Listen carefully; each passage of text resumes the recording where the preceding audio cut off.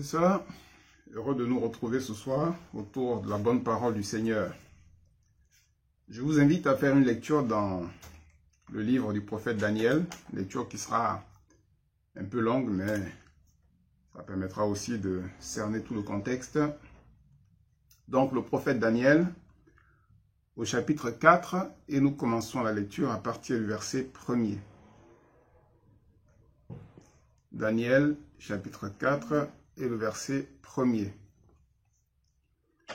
Nebuchadnezzar, roi, à tous les peuples, aux nations, aux hommes de toute langue qui habitent sur toute la terre, que la paix vous soit donnée avec abondance.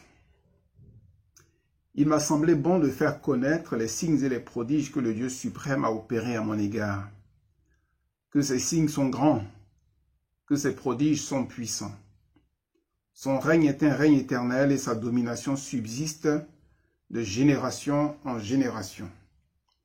Moi, Nebuchadnezzar, je vivais tranquille dans ma maison et heureux dans mon palais. J'ai eu un songe qui m'a effrayé. Les pensées dont j'étais poursuivi sur ma couche et les visions de mon esprit me remplissaient d'épouvante. J'ordonnai qu'on fasse venir devant moi tous les sages de Babylone, afin qu'ils me donnent l'explication du songe. Alors vinrent les magiciens, les astrologues, les chaldéens et les devins. Je leur dis le songe, et ils ne m'en donnèrent point l'explication. En dernier lieu se présenta devant moi Daniel, nommé Belchatsar, d'après le nom de mon Dieu, et qui a en lui l'esprit des dieux saints. Je lui dis le songe, Belchatsar, chef des magiciens, qui a en toi, je le sais, l'esprit des dieux saints, et pour qui aucun secret n'est difficile. Donne-moi l'explication des visions que j'ai eues en songe. Voici les visions de mon esprit. Pendant que j'étais sur ma couche, je regardais, et voici il y avait au milieu de la terre un arbre d'une grande hauteur. Cet arbre était devenu grand et fort, sa cime s'élevait jusqu'aux cieux, et on le voyait des extrémités de toute la terre. Son feuillage était beau, et ses fruits abondants. Il portait de la nourriture pour tous. Les bêtes des champs s'abritaient sous son ombre. Les oiseaux du ciel faisaient leur demeure parmi ses branches, et tout être vivant tirait de lui sa nourriture. Dans les visions qui se présentaient à mon esprit pendant mon sommeil, je regardais, et voici, un de ceux qui veillent et qui sont saints descendit des cieux. Il cria avec force et parla ainsi, « Abattez l'arbre et coupez ses branches, secouez le feuillage et dispersez les fruits, que les bêtes fuient de dessous et les animaux et les oiseaux, du milieu de ses branches. Mais laissez en terre le tronc où se trouvent les racines et liez-le avec des chaînes de fer et d'airain parmi l'herbe des champs. Qu'il soit trempé de la rosée du ciel et qu'il ait comme les bêtes l'herbe de la terre pour partage. Son cœur d'homme lui sera ôté, un cœur de bête lui sera donné, et 7 ans passeront sur lui. Cette sentence est un décret de ceux qui veillent, cette résolution est un ordre des saints, afin que les vivants sachent que le Très-Haut domine sur le règne des hommes et qu'il le donne à qui il lui plaît, et qu'il y élève le plus vil des hommes. Voilà le songe que j'ai eu, moi le roi Nebuchadnezzar. Toi, Belchatsar, donne-en l'explication, puisque tous les sages de mon royaume ne peuvent me la donner. Toi, tu le peux, car tu as en toi l'esprit des dieux saints. Et nous allons au verset 34, toujours de ce chapitre 4, verset 34. Après le temps marqué, moi Nebuchadnezzar, je levai les yeux vers le ciel, et la raison me revint. J'ai béni le Très-Haut, j'ai loué, j'ai glorifié celui qui vit éternellement, celui dont la domination est une domination éternelle, et dont le règne subsiste de génération en génération. Tous les habitants de la terre ne sont à ses yeux que néant. Il agit comme il lui plaît avec l'armée des cieux et avec les habitants de la terre. Et il n'y a personne qui résiste à sa main et qui lui dise « Que fais-tu » En ce temps, la raison me revint, la gloire de mon royaume, ma magnificence et ma splendeur me furent rendues, mes conseillers et mes grands me redemandèrent. Je fus rétabli dans mon royaume et ma puissance ne fit que s'accroître. Maintenant, moi, Nebuchadnezzar, je loue, j'exalte et je glorifie le roi des cieux, dont toutes les œuvres sont vraies et les voies justes et qui peut abaisser ceux qui marchent avec orgueil. Amen. Alléluia, que le nom du Seigneur soit glorifié. On connaît le roi Nebuchadnezzar. Il est connu encore sous le nom de Nabuchodonosor.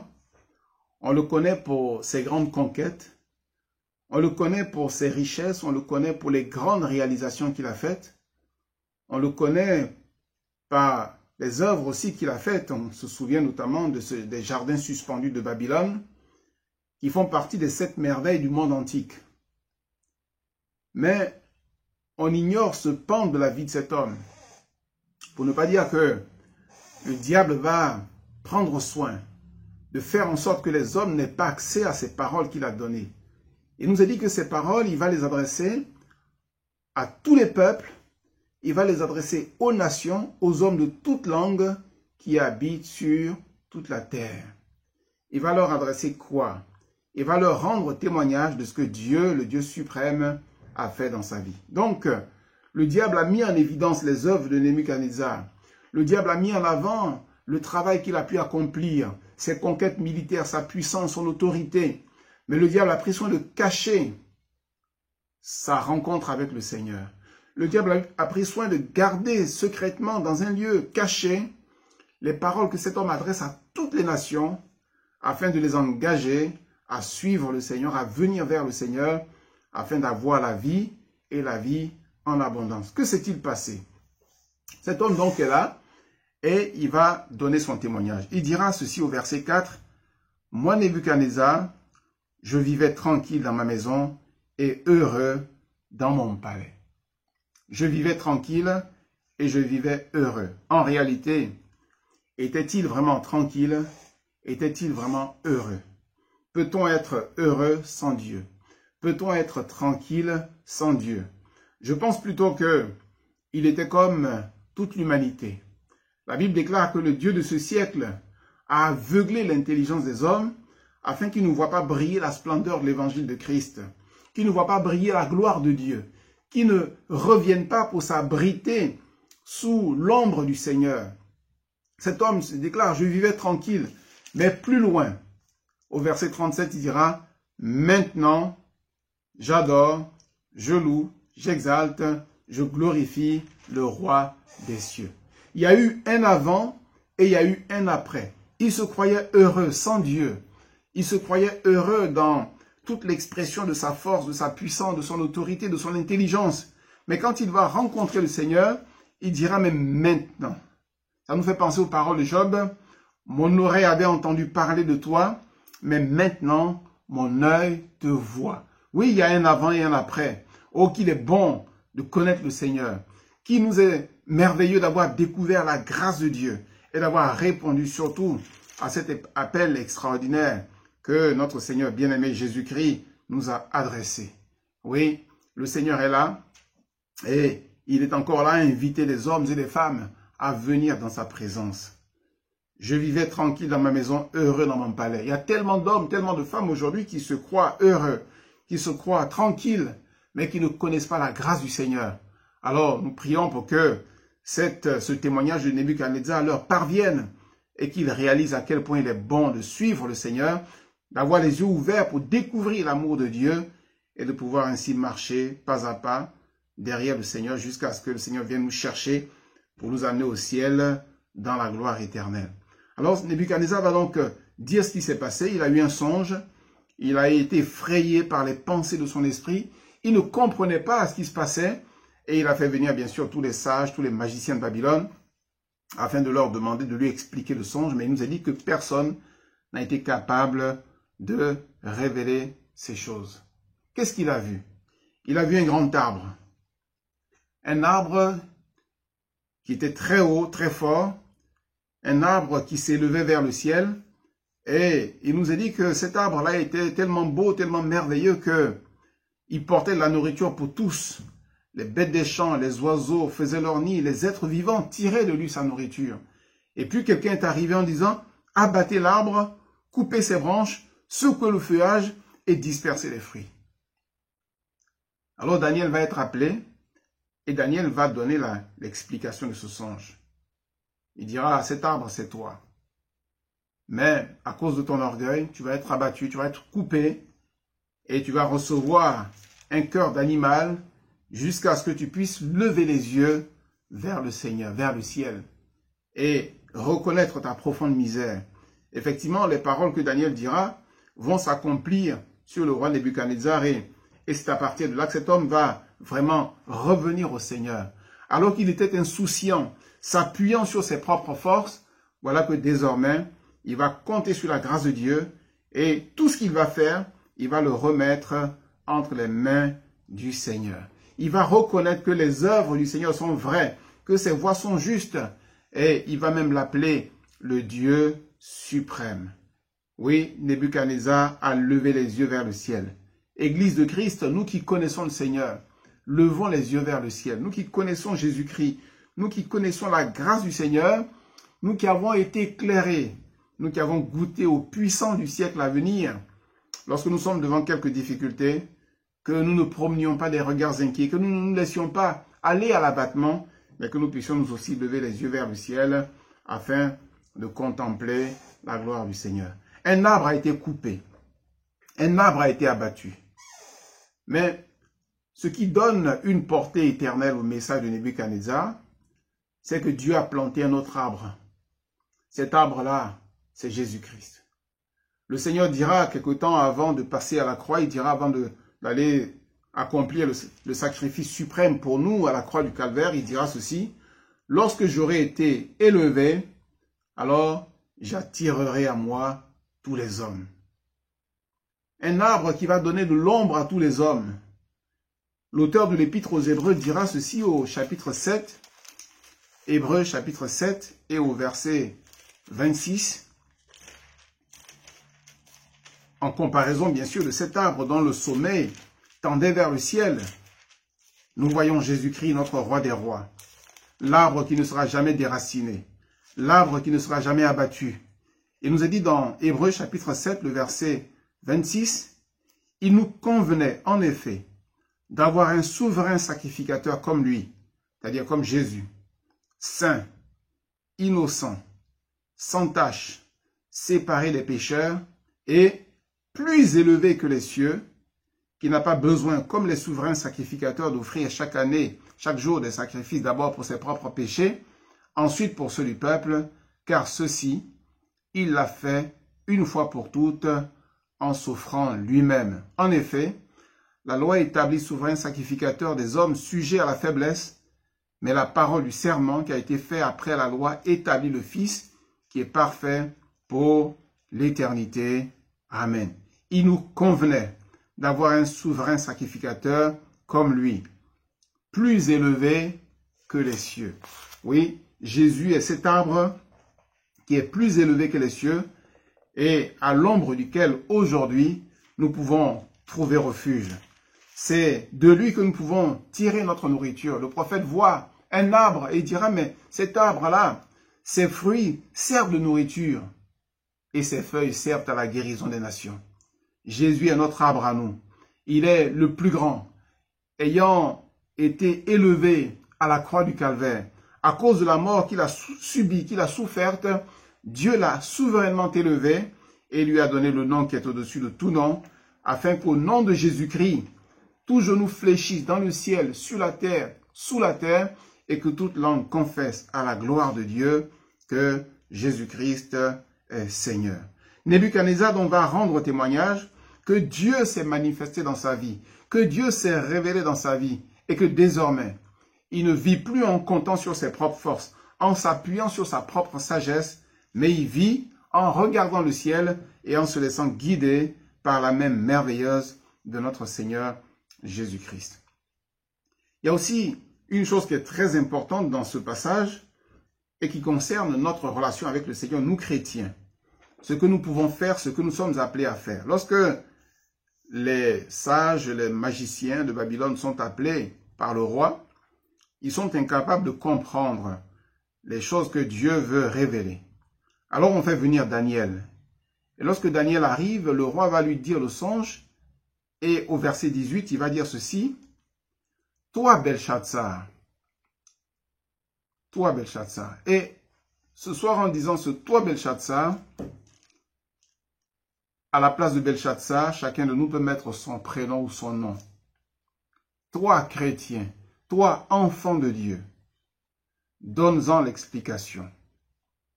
Ça rejoint encore cette parole que nous n'arrêtons pas de dire. La création, le monde attendent la révélation des fils de Dieu. Toi, Belshazzar, toi, enfant de Dieu, toi, racheté par le Seigneur, par la grâce de Dieu, donne-en l'explication. Et il va rajouter ceci, puisque tous les sages de mon royaume ne peuvent me la donner, toi, tu le peux, car tu as en toi l'esprit des dieux saints. Ô peuple du Seigneur, réjouissons-nous. Ce soir, cette parole nous est adressée. Elle nous percute. Elle réveille notre conscience. Elle nous interpelle.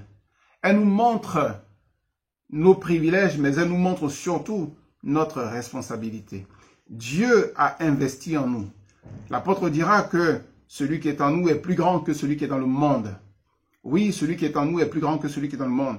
Il dira, mais toi, tu le peux, car tu as en toi l'esprit des dieux saints. Et ce soir, j'ai envie de dire à l'église, j'ai envie de dire à mon frère, j'ai envie de dire à ma sœur, toi, tu le peux, car tu as en toi le Saint-Esprit de Dieu. Tu le peux, car tu as en toi le Saint-Esprit de Dieu.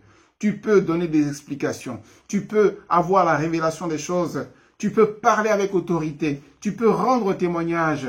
Tu peux prier avec ferveur. Tu peux t'adresser à Dieu et Dieu t'entendra. Tu peux parler à quelqu'un qui puisse être bouleversé parce que le Seigneur mettra dans ta bouche des paroles inspirées qui vont dévoiler les pensées de son cœur et qui vont l'amener à confesser son péché, à se tourner vers le Seigneur. Jésus dira que lorsque l'Esprit viendra, il convaincra le monde en ce qui concerne le péché, la justice et le jugement. Et puisque toi, Église de Christ, puisque toi, chrétien, tu as en toi l'Esprit de Dieu, qui a le pouvoir de convaincre en ce qui concerne le péché, la justice et le jugement, alors toi, tu le peux. Toi, tu le peux. Ne dis pas, non, je ne peux pas, mais tu le peux parce que Dieu t'a donné cette autorité. Nebuchadnezzar est en train de prophétiser. Il est en train de réveiller le peuple du Seigneur. Il est en train de dire à l'Église, arrête de marcher dans la confusion. Arrête de marcher dans l'abattement. Arrête de t'attrister. Mais relève la tête parce que Dieu a investi en toi. Dieu a mis des choses en toi. Dieu a mis un pouvoir en toi. Et tu es capable de faire des choses. L'apôtre Paul dira, ce n'est pas à dire que nous soyons capables par nous-mêmes de concevoir quelque chose comme venant de nous, mais au contraire, notre capacité, elle vient de Dieu. Elle vient de Dieu. Les Corinthiens méprisaient l'apôtre Paul. Ils disaient, mais quand il est loin de nous, ses lettres sont sévères et fortes. Mais quand il est présent, il est faible et sa parole est méprisable.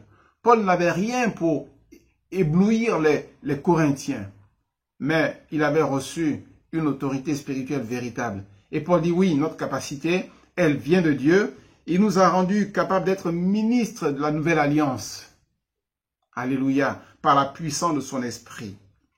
Alors aujourd'hui,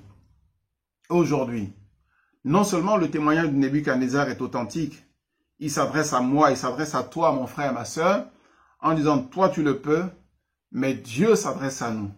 Jésus s'adresse à son Église et il dit à son Église, tu peux changer le monde. Tu peux changer les choses. Le monde t'attend. Lorsque les apôtres reviennent de mission, lorsque les disciples reviennent de mission, ils sont émerveillés. Ils sont réjouis parce que là, ils ont vu des miracles extraordinaires. Et le Seigneur d'ajouter, je voyais Satan tomber du ciel comme un éclair. Je voyais Satan tomber du ciel comme un éclair. Il dira, je vous ai donné autorité, je vous ai donné pouvoir de marcher sur les serpents, sur les scorpions, et rien ne pourra vous nuire. Tu le peux. Parce que tout est possible à celui qui croit. Et le Seigneur va nous enseigner sur la foi en disant, mais quand tu dis à ce sycomore, déracine-toi et jette-toi dans la mer, si tu dis cela sans douter, mais en le croyant de tout ton cœur, alors cela s'accomplira. Je crois qu'aujourd'hui, ce dont nous avons besoin, c'est de nous approcher du Seigneur pour lui demander de nous aider dans la foi. Seigneur, donne-nous des dons de foi. Seigneur, augmente-nous la foi. Seigneur, surtout, apprends-nous à prier. pour que là, dans l'intimité avec toi, pour que dans nos moments de prière avec toi, nous ne soyons pas à demander des choses qui sont futiles, des choses qui n'ont pas une grande importance dans notre marche spirituelle, mais que nous puissions demander des choses qui soient efficaces, des choses qui soient valables, demander que Dieu augmente notre foi, qu'il fortifie notre foi, afin que nous puissions parler avec autorité. L'apôtre Paul a parlé avec autorité à Élymas le magicien. Élymas le magicien a été mis à l'écart, a été mis de côté, et Sergius Paulus s'est converti. L'apôtre Paul a parlé avec autorité à la femme pythonisse de la ville de Philippe. Alors le démon a été chassé et la possibilité plus tard a été donnée à Paul de pouvoir annoncer l'évangile. Lydie s'est convertie, le geôlier de Philippe s'est converti et d'autres encore se sont tournés vers le Seigneur et l'œuvre du Seigneur s'est manifestée. Pierre a parlé avec autorité à Simon le magicien qui voulait monnayer l'action du Saint-Esprit contre quelque argent. Et cet homme a compris, il a été dévoilé et l'évangile a prospéré dans la ville de Samarie. Toi, tu le peux, car tu as en toi l'Esprit de Dieu. Je peux comprendre pourquoi le diable garde ce témoignage loin de la connaissance populaire publique. Parce que, à travers la bouche de cet homme, nous apprenons qu'il y a un peuple dans le monde. Il y a un peuple, c'est le peuple chrétien, c'est le peuple de Dieu. Un peuple en qui Dieu a investi. Un peuple à qui Dieu a donné l'autorité, le pouvoir. L'apôtre Paul dira, mais nous n'avons pas à lutter contre la chair et le sang. Mais nous avons à lutter contre les esprits impurs, les esprits méchants et Dieu céleste, les autorités, les dominations. Et nous pouvons amener toute pensée captive à l'obéissance de Christ, parce que le Saint-Esprit est en nous. Et si le Saint-Esprit est en nous, alors en ce moment-là, tout devient possible, car tout est possible à celui qui croit. Daniel a été remué par les paroles du roi. Toi, tu le peux. Alors Daniel a pris la parole et il a donné au roi l'explication de ce songe. Le roi a été bouleversé et les choses se sont passées exactement dans la suite comme Daniel les avait déclarées. Ce soir, je termine en lançant simplement un appel au peuple du Seigneur.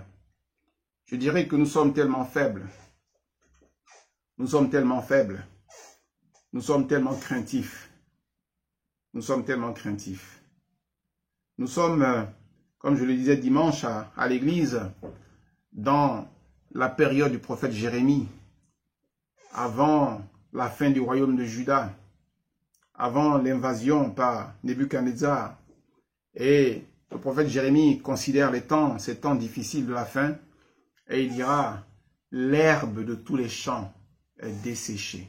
Je crois que nous sommes dans cette période aujourd'hui où l'herbe de tous les champs est desséchée. Il y a beaucoup de bruit, mais ce sont des bruits qui n'aboutissent à rien. Il y a beaucoup de mouvements, mais il n'y a pas une action véritable de l'esprit dans notre pays. Il n'y a pas de manifestation véritable, authentique. On ne voit pas des milliers se convertir, on ne voit pas des centaines se tourner vers le Seigneur. Alors nous voulons prier, afin que Dieu nous accorde sa grâce. Devant ce constat amer, devant ce constat si triste, si négatif, devant ce tableau si sombre, si noir, je crois que là, nous voulons entendre à nouveau les paroles de Nebuchadnezzar. Toi, tu le peux.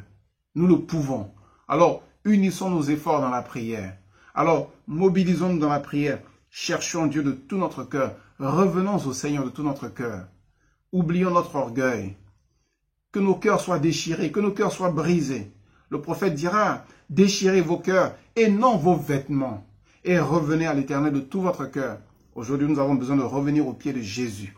Nous avons besoin de revenir au pied de la croix et de considérer l'œuvre du Seigneur. Il nous a tout donné. Le Seigneur Jésus a dit à la croix, tout est accompli. Tout est accompli. Alors prenons cette grâce, prenons par la foi tout ce que le Seigneur nous a donné et levons-nous, servons le Seigneur de tout notre cœur et que son règne vienne et que sa gloire soit puissamment manifestée. Amen. Prions et bénissons le Seigneur pour sa bonté. Seigneur Jésus, nous te remercions pour ta parole que nous avons encore l'occasion de pouvoir proclamer. Seigneur, elle est tellement bonne. Elle remue nos cœurs. Elle nous rappelle tes promesses. Seigneur, tu as mis dans nos mains les armes spirituelles. Tu nous as donné ton esprit. Tu nous as laissé ta parole. Et tu as dit, voici, je suis avec vous tous les jours jusqu'à la fin du monde. Alors viens aider l'Église à se lever comme un seul homme. Viens, Seigneur, que nos mains soient remplies, que nos cœurs soient remplis, saturés du Saint-Esprit. Et que ta puissance commence à se déployer dans notre pays. Tu vois le désordre qui règne, tu vois le chaos qui est là, en train de s'emparer, oh, de notre pays. Seigneur, nous prions pour que, Seigneur, l'Église puisse révéler à tous les malheureux la bonté du Seigneur. Nous prions pour que l'Église se lève et dévoile les solutions de Dieu à ce monde. Seigneur, aide-nous parce que sans toi, nous ne pouvons rien faire. Mais avec toi, nous ferons des exploits. Alors, Seigneur, manifeste ta puissance et que ton nom soit glorifié. Amen. En Dieu nous croyons, confiance.